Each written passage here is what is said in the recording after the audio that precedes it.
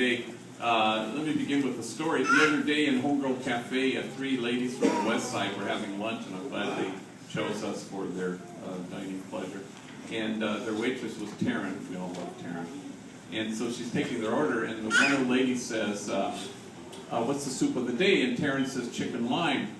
And the woman says, is it hot?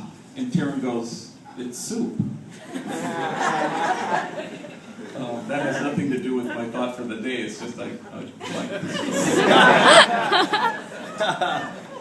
so my favorite sentence in all of fiction, it comes from a novel by E.M. Forster, and it's two words, and the words are only connect.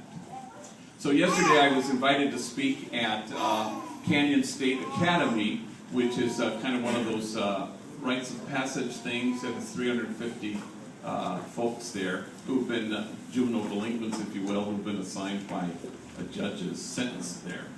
They don't call them wards or inmates or patients, they call them student athletes. And in fact, because they're named that, they kind of become that, they inhabit that. It was a pretty remarkable place. So they asked me to speak at the graduation. They have 2 a year, December and in the spring. There were only 50 graduates, and all of them are kind of sentenced there for a long time, 3-4 years or something like that, till they finish. And so the gym was packed with mainly students there and some volunteers and teachers. But out of the 50 graduates, there are only 3 families that showed up. And these are kids from all over the country, but mainly from Arizona. And so before they get their diplomas, they have a tradition there, and they have 2 big, huge buckets of long stem red roses, carefully wrapped individually with kind of this clear plastic. And they said now the graduates will get some roses and give them to their families or to people who are important to them. So I turned to the principal, I said, there are only 3 families here, what do they do? And she said, watch.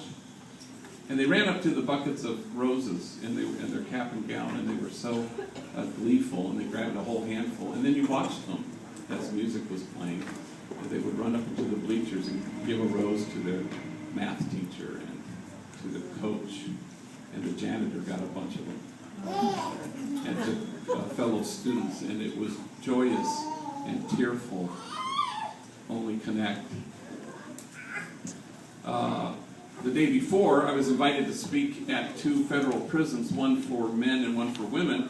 It was in the afternoon and the evening, and after the evening one at the men's prison was packed. This chapel was just standing room only.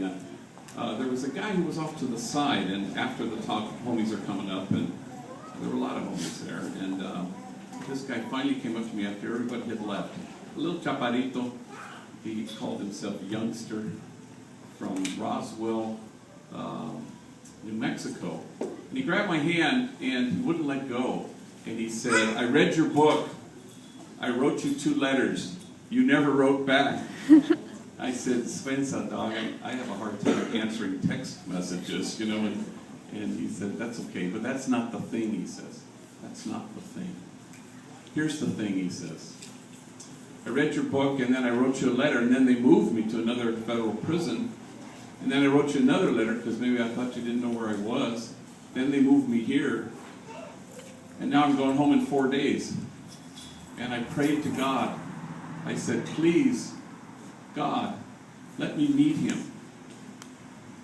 And then this morning, I walked past the chapel, and I saw a flyer that had your picture on it, and it said you were giving a talk tonight. And I go home in 4 days. And then he squeezes my hand so hard, and he's never let go of it the whole time he's talking to me. And he said, God wanted me to meet you. His eyes fill up with tears, and then so do mine. And I grabbed his hand with my other one, and I said, and God wanted me to meet you. Emmanuel, God with us. It's soon. Only connect.